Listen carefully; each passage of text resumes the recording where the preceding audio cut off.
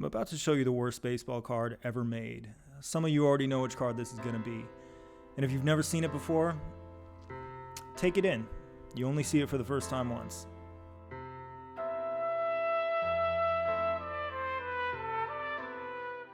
I hope it's as bad as you imagined. 1996 Pinnacle, number 289. This is Bob Hamelin. We know this because he's holding up a card that says Bob Hamelin.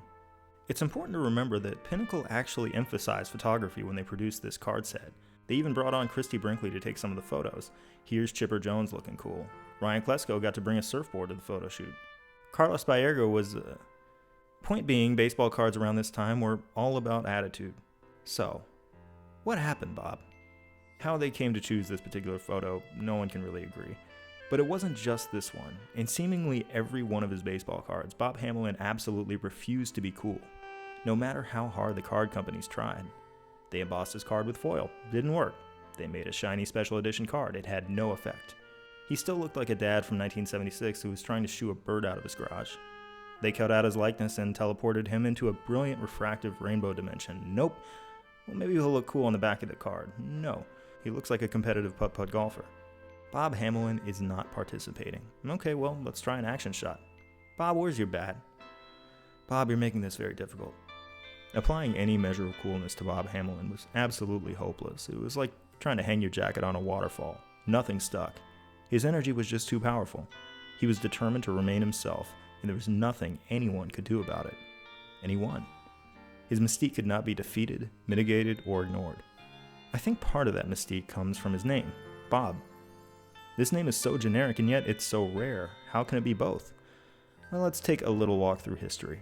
As far as I was able to find, the first Bob in the world of sports was Bob Toms, an Englishman who briefly played cricket in 1850 and 1851. Since 1855, there has always been at least one Bob athlete. By the 1880s, Bob had become a pretty common name, and at the turn of the 20th century, there were more than 100 Bobs in sports.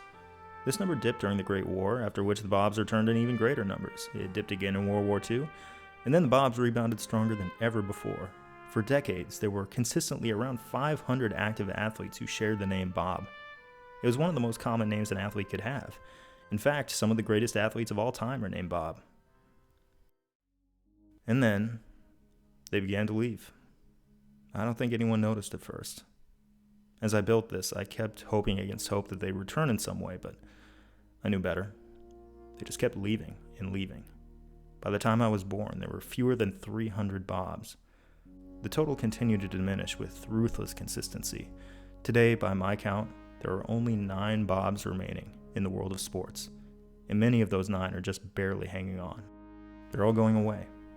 As we'll see, Bobs are special people, and in losing them to retirement, we stand to lose more than we might imagine.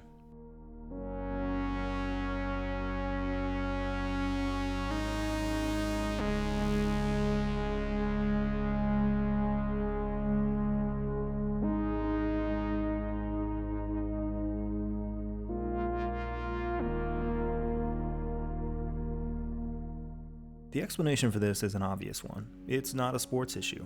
People just don't go by the name Bob very often anymore. That doesn't make this any less striking to me. This name wasn't just a generational fad, it was popular for more than a century. In 1890, there were a lot of Bobs. In 1990, there were a lot of Bobs. It's been 7 years since I first documented the disappearance of athletes named Bob. Not Robert or Bobby or any other name. Specifically, Bob. I treated it like a curiosity back then. It seemed like a joke to me. But the more I researched the people within this completely arbitrary and unasked for cross-section, the more I realized its value. I found that Bob is a name largely independent of era, class, race, sport, and in many cases nationality. This collection of people tugs at more threads within the tapestry of sports than any other name I can think of.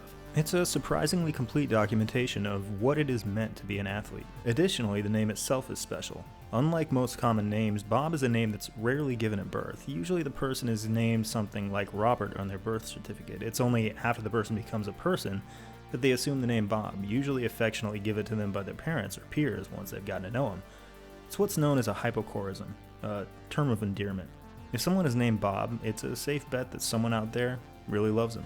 These beloved people went on to play almost every sport you could imagine.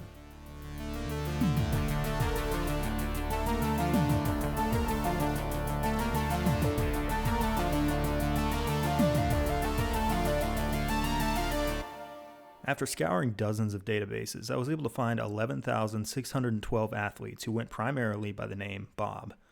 This total includes 5,223 boxers, 1,599 from college basketball, 1,239 from college football, 911 from minor league baseball, 447 from the NFL, 377 from the Canadian Football League, 339 from Major League Baseball, 295 from auto racing, 213 Olympians, 212 Aussie Rules footballers, 168 soccer players, 136 from the NHL, 128 rugby players, 89 from the NBA, 61 mixed martial artists, 61 cricketers, 34 PGA golfers, 30 tennis players, 22 from Negro League Baseball, 16 pro wrestlers, 9 cyclists, and 3 X Games competitors. This chart shows us a few interesting trends. For instance, that the Eastern Hemisphere saw the Bob exodus coming before we in the States did. For the NFL, the most exclusively American of sports leagues, the Bob heyday arrived in the 1970s and early 80s. By that time, Bobs had almost completely disappeared from Aussie Rules football. Like the NFL, Australia had enjoyed a consistent presence of Bobs for decades upon decades before they disappeared into the horizon. It's just that the Aussie Bob era ended in the 1980s, whereas NFL Bobs left about 25 years later. We're about to take a look at who I consider to be the most noteworthy Bobs in the history of sports. There's a certain moment in this history that stands apart as the pinnacle of Bob achievement, and I want to take an express train to that point. But some of those in the early days are just too important to ignore.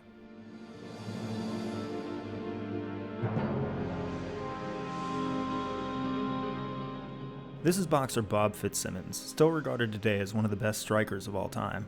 In this era, middleweights were limited to 160 pounds, light heavyweights to 175, and heavyweights above that. Bob won the world championships in all 3 classes, despite weighing only about 155 pounds throughout his whole career. It seems crazy to challenge for the heavier belts without bulking up, but Bob never bothered. He relied instead on his trademark solar plexus punch. This wasn't just a straight-ahead punch to the solar plexus, it was an uppercut, placed as though Bob was trying to punch around his opponent's ribcage and upwards into his chest cavity. Please, no, just knock me out instead. Bob applied this punch during what was arguably his most famous fight in 1896 against Tom Sharkey. There are differing accounts of what exactly happened here, but it seems as though Sharkey took one to the solar plexus, faked like he'd suffered an illegal strike to the groin, and fell down. The ref then disqualified Bob and gave Sharkey the win. Immediately, the press accused referee Wyatt Earp of being on the take. Yeah, that Wyatt Earp, the famous one. Earp, by the way, was arrested afterwards because he tried to officiate the fight in the ring while packing heat. Everything was a mess back then. Anyway, the man seen here with Fitzsimmons is another Bob, his frequent sparring partner, Bob Armstrong. Bob won the World-Colored Heavyweight Championship, which he had to settle for because at the time, black boxers were prohibited from challenging white boxers for the so-called World Heavyweight title.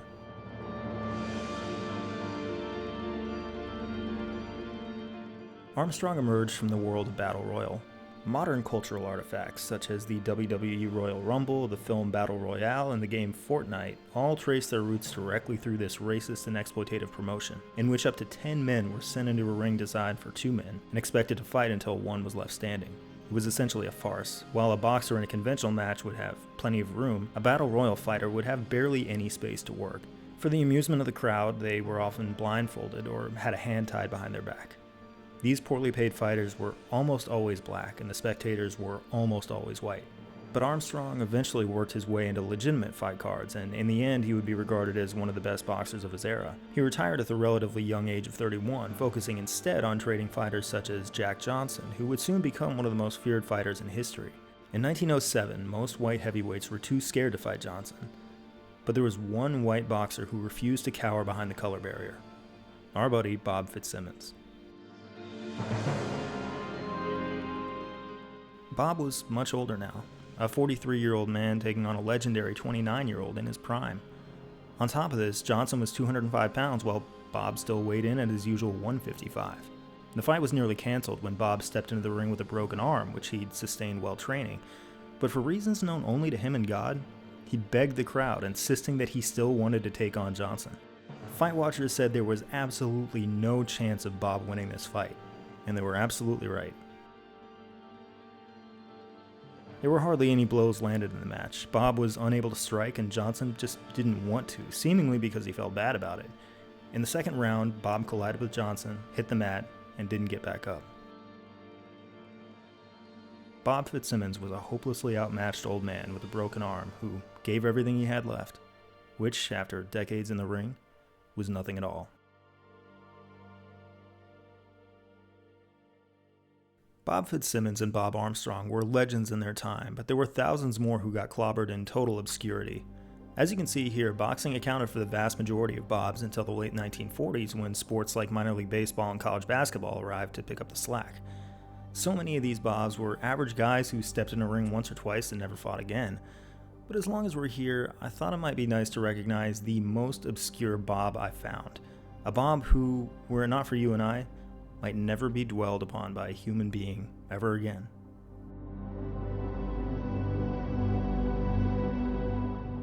Florida's own Bob Cyclone, also regarded as Bob Cyclone and Bob Cyclone, began his boxing career in February of 1952.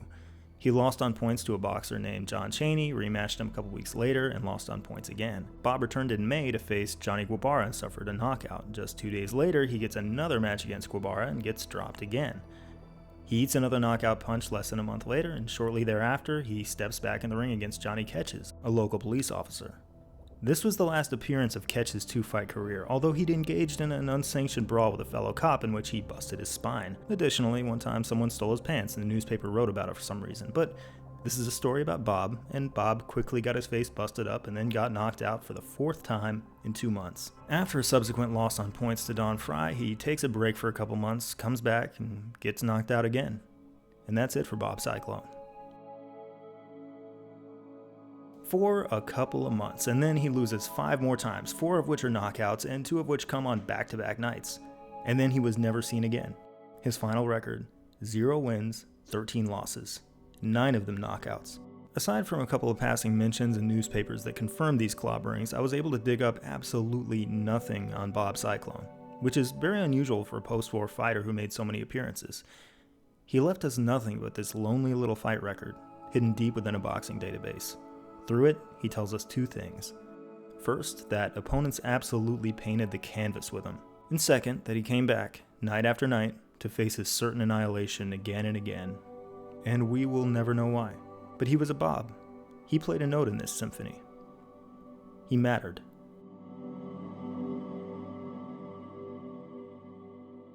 As we enter the 1940s, we see a lot more Bobs in the record books, thanks in part to all the Bobs entering college basketball. Now, remember, I only charted the Bobs I could find. I suspect I'm missing some from the 20s and 30s, documentation of which is a lot tougher to come by. But at large, this Bob boom is absolutely real, as evidenced by the sudden spike in baseball players. There were enough Bobs, in fact, for 2 Hall of Fame pitchers named Bob to pitch on the same team at the same time.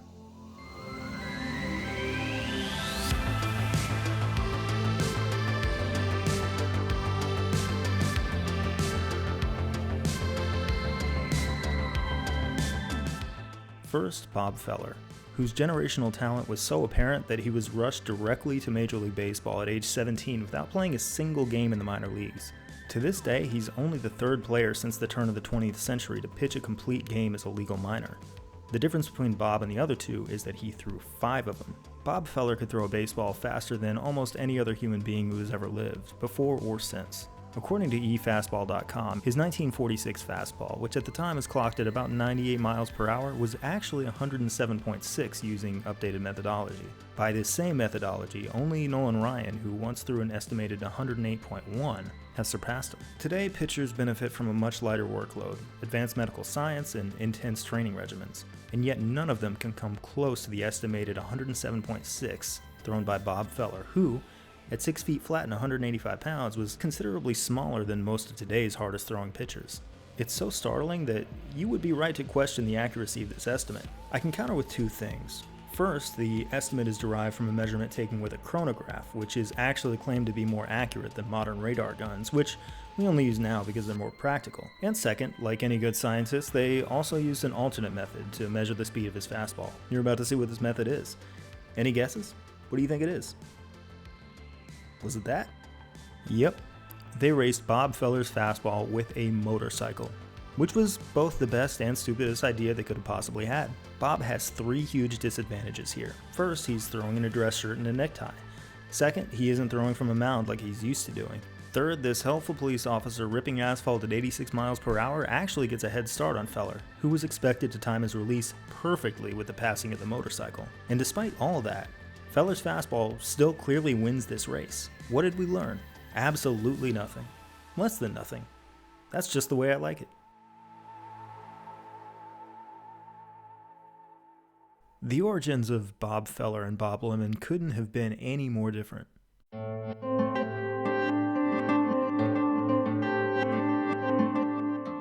While Feller was preordained as the next great pitcher at age 17 and allowed to skip the minors entirely, Bob Lemon was a third baseman who languished in the minors for years. He'd been with the Cleveland organization since 1937, but only made it to the majors for 2 brief stints.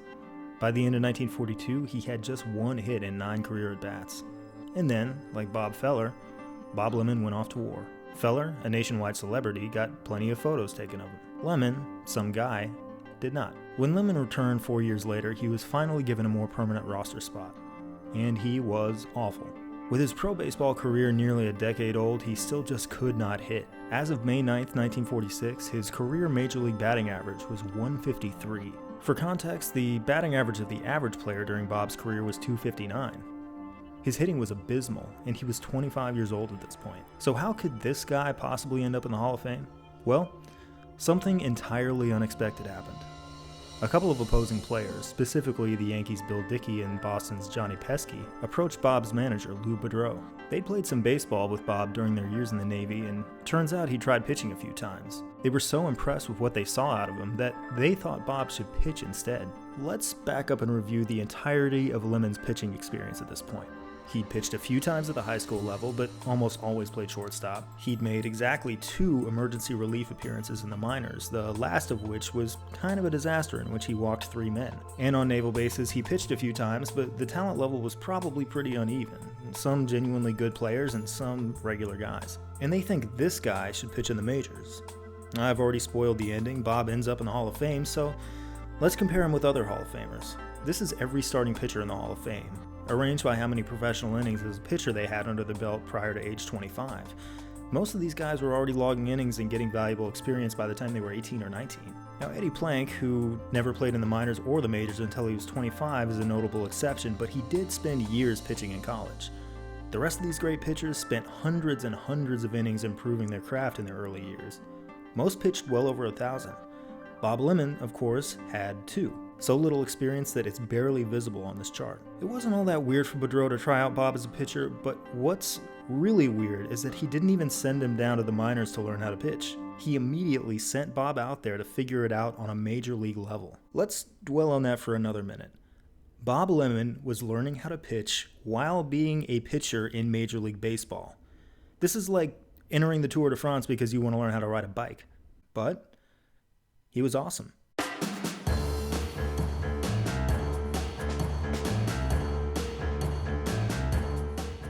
In white, you see the batting average that opposing hitters managed against Bob Lemon, the pitcher. Look again at that .259 waterline. They never even hit average against him. I decided to keep Bob's own batting average up here, which you see in black, because incredibly, once he started pitching, his hitting got better. By 1948, not only did Bob Lemon have a better career at the plate than the average hitter, he was considerably more successful with the bat than the guys he was throwing to. This was nearly the case over the course of his entire career. For a full-time pitcher to out-hit his opposing hitters for a span of approximately 9 years, almost no other player has ever done that. Pretty impressive hitting and pitching for a guy who at first couldn't do either. One final note. Remember Bill Dickey and Johnny Pesky? Well, just 2 years after they lobbied to let Lemon pitch, Cleveland won the World Series after barely squeaking past the Yankees and Red Sox to win the AL pennant. They beat New York by just 2.5 games and had to win a 1-game playoff to beat Boston. Bob's wins above replacement that season was an estimated 4.8. In other words, this is roughly how many more games Cleveland won with him than they would have won with a replacement level player in his place. 4.8. Just enough to put them over these 2 teams. That was Bill Dickey's old team. And that was Johnny Pesky's team. In retrospect, it was an extraordinarily selfless move on their part. But when you see a Bob, you help a Bob. Because often, they'll pay us back in full.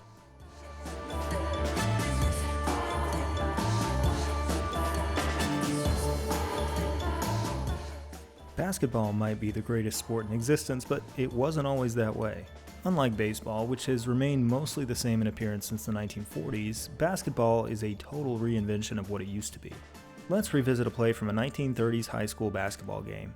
I watched it, but I'm not going to show you the video because looking directly at it is very bad for you. If you still really want to see it and you've had all your vaccinations, I'll include a link in the description. For the rest of us, let's just use a diagram. Meet our two heroes, player A and player B. They stand completely flat-footed and pass the ball back and forth 7 times. B then steps back a couple of feet and passes it back, but you haven't seen anything yet. Think there are only 2 letters in the alphabet? Well, think again, pal, because player C receives the next pass and passes it back to A. And then A and B pass back and forth 6 more times. But C is a man of action. He shifted over a full couple feet or so.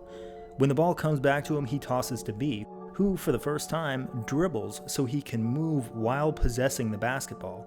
This is an extremely reckless maneuver known as doing something. Well, hey, look, it's player D. He takes the pass and dribbles up court a few feet, and then passes back to B, who passes back to A, who dribbles and passes back to B, who passes to D, who passes to B, who, after 24 passes, finally shoots. Does it go in? Here's a more important question. Do you care? And here's the most important question. How do we get from this to this?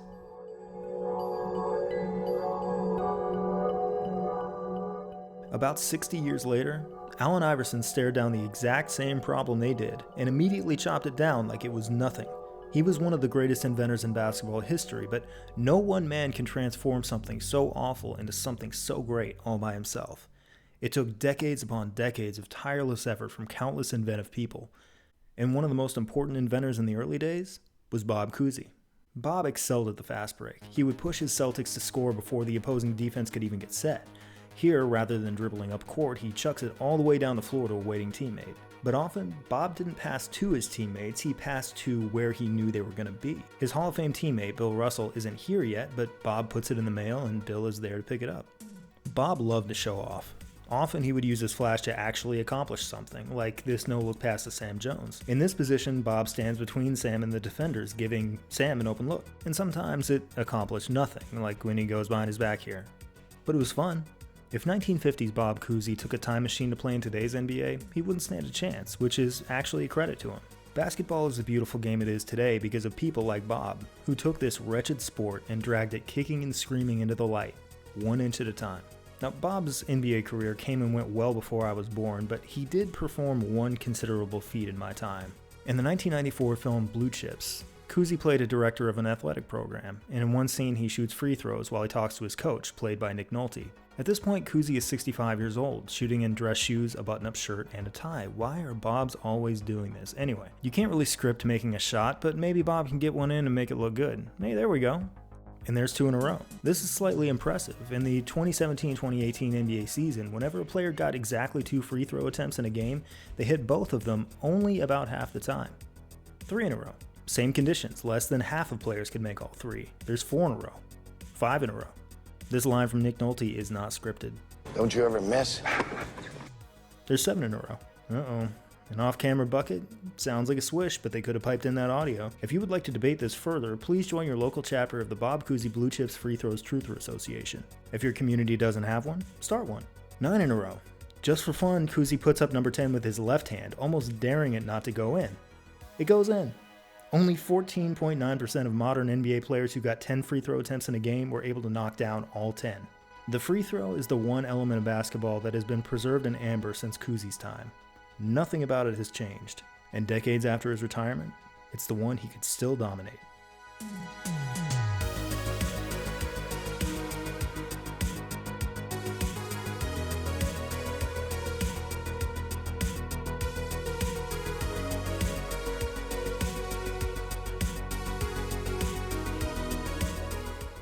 By the 1960s, Bobs were everywhere in sports. Even when trends had shifted, they just kept on showing up.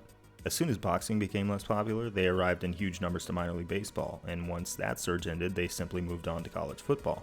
For decades and decades, across several generations, the Bobs had always been there. But one year stands alone as the year of Bob. There were 525 Bobs playing sports in 1968, and though there weren't quite as many as there had been 20 years prior, it was in '68 that we saw two of the most extraordinary athletic feats accomplished by anyone, by any name, at any point in history, and both were accomplished by men named Bob.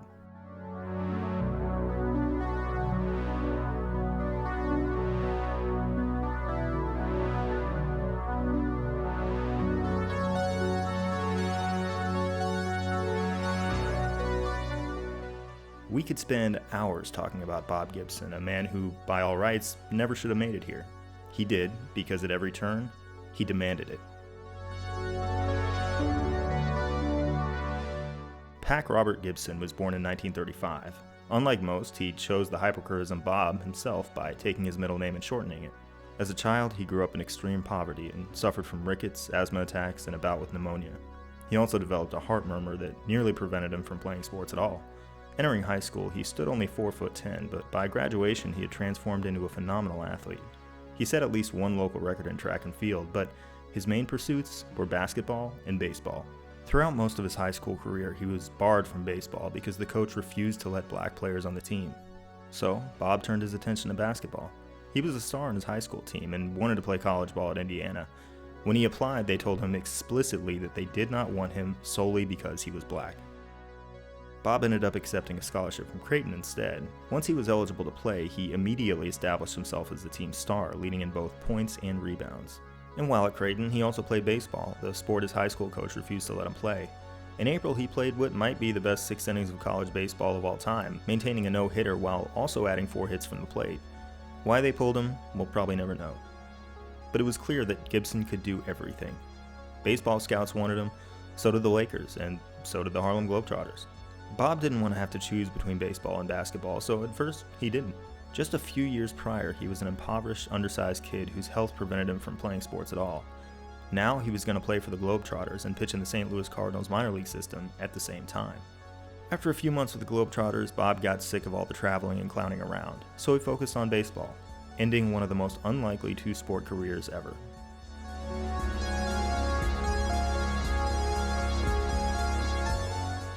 Bob Gibson finished his rookie season in St. Louis with an earned run average of 3.33, which is to say he gave up an average of 3 1/3 earned runs every 9 innings. That made him better than most. The next season, he hit a brick wall. More than a decade after Jackie Robinson broke the color barrier, a sort of quiet discrimination still permeated baseball. The pitcher, like the quarterback, was a marquee position reserved for a white player. Of the 153 pitchers to start a game in 1960, only 10 were black. But Gibson's manager wasn't at all quiet about this discrimination. His name was Solly Hamas, who, to hear Gibson tell it, had mastered the art of throwing his players under the bus, on at least one occasion yelling slurs at an opposing player. He would lazily, probably intentionally, confuse the names of black players on his own team. He would single out Gibson in meetings, implying that he wasn't smart enough to make it as a pitcher. Hamas destroyed Bob's ability to find any sort of rhythm, yanking him seemingly arbitrarily between the starting rotation and the bullpen. Gibson was on the verge of quitting baseball. His ERA of 5.61 was one of the worst in the majors, and it was far above the league average of 3.82.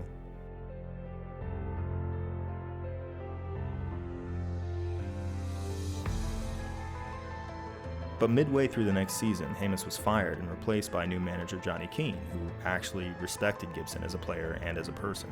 His entire life, through ill health, poverty, and discrimination, the forces of man and nature had done everything they could to stop Bob Gibson from getting to this point. They failed, and now he was here, and he seemed hell-bent on throwing it all right back.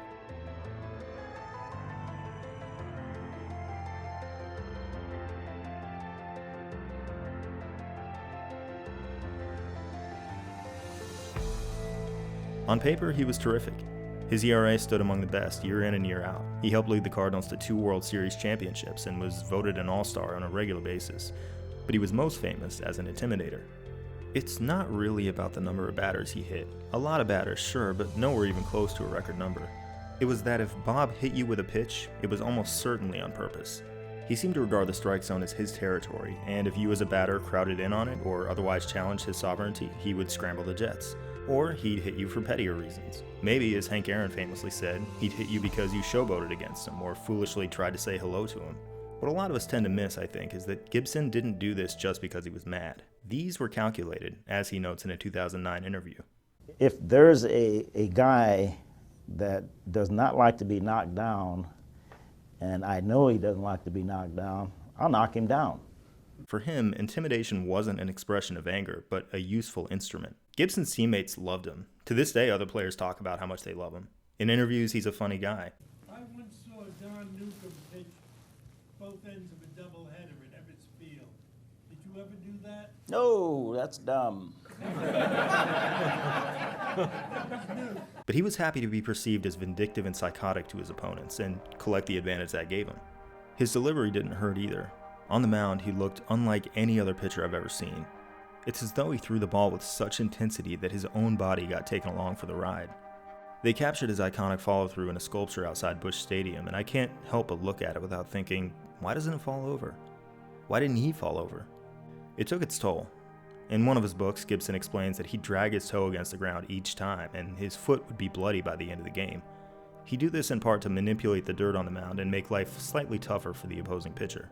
So here was a man who was endlessly crafty and calculating, possessed the athletic ability that made him both a Harlem Globetrotter and a World Series champion, and was as relentlessly determined as anyone else to play the game.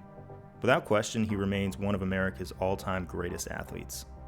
In the middle of the 1967 season, Gibson took a Roberto Clemente line drive straight to his leg. It hurt, but he stayed in the game. He walked a batter and forced a fly out from another, and then, while planting his right foot, his leg snapped in half.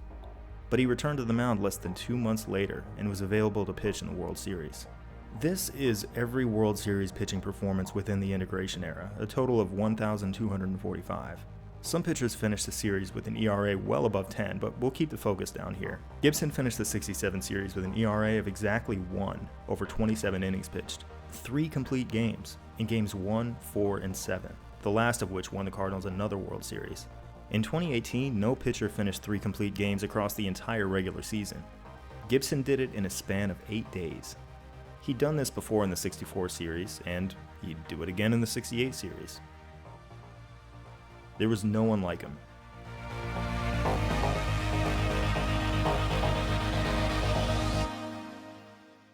This story is rich enough to fill a book, but all his achievements to this point would pale in comparison to what he was about to do. When Bob was 3.5 years old, he was stricken with pneumonia so severely that his mother feared he wouldn't survive. His brother wrapped him in a blanket and carried him to the hospital, and promised him that if he made it, he would buy him a baseball glove. In 1968, Bob Gibson pitched the greatest season in the history of baseball.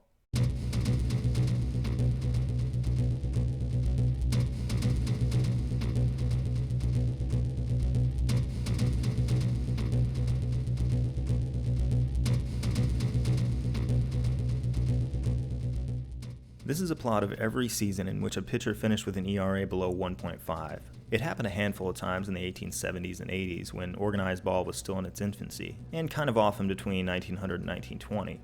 This was known as the dead ball era, a time in which pitchers dominated. They were allowed to throw spitballs, rub the baseball in mud to make it tougher to see, and scuff up the ball however they saw fit. These practices were made illegal, and in the 50 years or so to follow, no one threw below 1.50. And then Gibson did it by a huge margin, 1.12. And then no one ever did it again. Gibson's season was 1,161 batters long. In red, we see all the times a batter managed to drive in an earned run against Gibson, and in white, all the times they failed to drive in an earned run. He got off to a solid start, making it through his first 43 batters without an earned run, but it was a grueling campaign, especially by today's standards. In this stretch, he pitched 4 straight complete games, 2 of which went well into extra innings. Gibson's 1968 was the sort of campaign none of today's players will ever have to worry about because pitchers are used a lot differently now. In 2018, the league leader in complete games finished with 2. Gibson had 28. In 2 of his 34 starts, he was merely mortal, allowing 4 earned runs. The first was on August 4th, and the second came on September 11th. As you can see here, hitters batted in 3 runs against him, not 4, so where's the 4th? Well, in the top of the 5th, catcher Tim McCarver failed to bring in Gibson's pitch. It gets away from him, and the Dodgers' Willie Davis runs in from third to score. It's scored as a pass ball. In other words, McCarver, not Gibson, is ruled at fault for this. By rule, this should not count as an earned run against Gibson. but it does, likely because the game's official scorer exercised their ability to make a judgment call. They overruled it and hit Gibson with the run. Maybe the scorer figured out that Davis would have scored from third anyway, but that's a really bold assumption considering the ball never made it out of the outfield for the rest of the inning. Granted, I didn't watch this game and the scorer did, but I don't get it. Whatever the case, if it weren't for the scorer playing what-if games, Gibson's ERA this season would be a slightly more impossible 1.09. Regardless, throughout the rest of the season, Gibson ranged from incredible to untouchable. In particular, he pieced together this wonder, which ranged between June 2nd and July 12th, without a batter scoring a single earned run against him. This segment is what made this season possible, and it's what I refer to as the 261.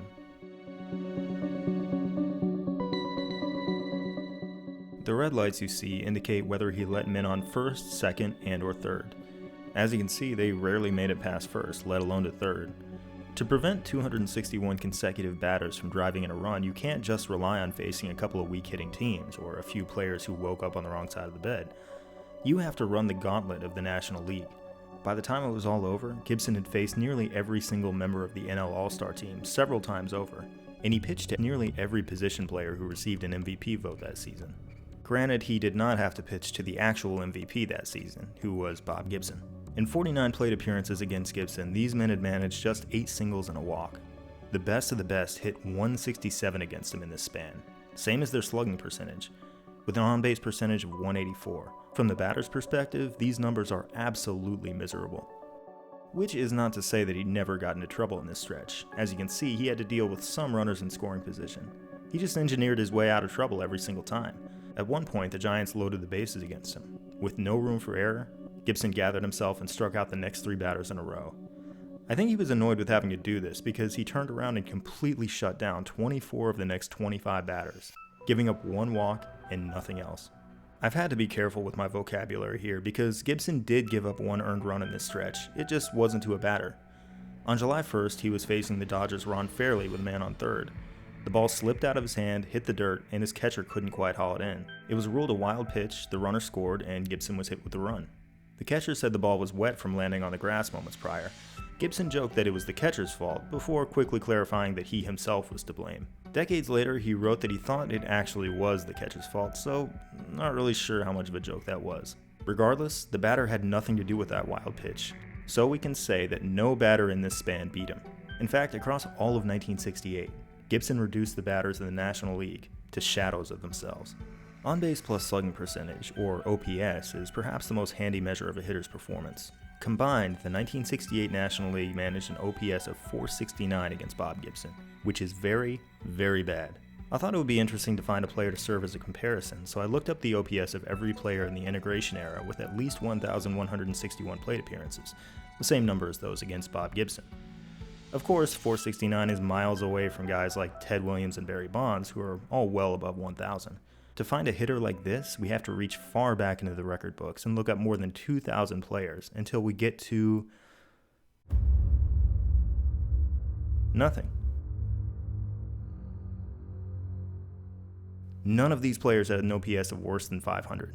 This is unbelievable. Bob Gibson took the entirety of National League hitting, all its All-Stars, all its MVP candidates, all its Hall of Famers, and effectively turned them into a mythical worst modern player ever who doesn't even actually exist.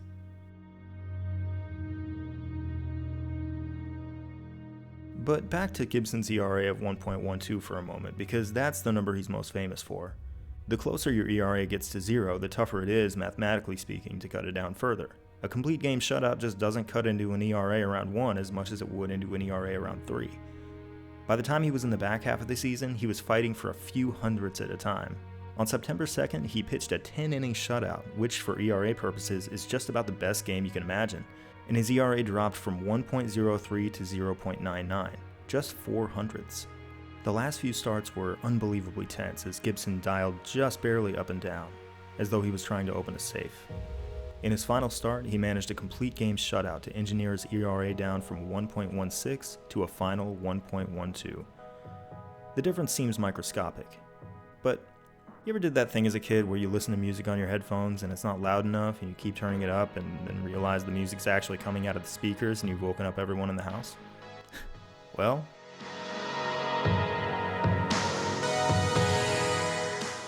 in this season, the National League's collective ERA was 2.99. Remove Gibson's contributions, and it's 3.03. One man lowered the entire National League ERA by 4 ticks, all by himself. 1968 is known as the year of the pitcher. For reasons still debated today, pitchers enjoyed an unusual amount of success in this season. 6 other guys got their ERA under 2, but taking into account both ERA and innings pitched, those guys weren't even in the same category. Gibson was the one who destroyed the pitcher-batter dynamic in Major League Baseball. It was all his fault, and Major League Baseball responded by changing the rules before the next season. They're often known as the Gibson rules. To this day, Gibson dislikes taking the credit. 2 changes were made. First, the strike zone was altered, as it has been several times throughout history. Instead of ending at the top of the batter's shoulders, it only extended to the batter's armpits. Second, and more permanently, the height of the pitcher's mound was lowered by 1/3, which diminished the pitcher's leverage. Despite these changes, Gibson had another incredible season, finishing with an ERA of 2.18 that nearly led the league. Throughout his entire life, absolutely nothing and nobody on Earth could stop Bob Gibson. So they moved the Earth itself, and that didn't work either. Gibson's 1968 was one of the most remarkable athletic achievements of all time. But around the same time, in the same year, another Bob was on his way towards something perhaps even more incredible. We'll visit him, and many other Bobs to come, in part 2.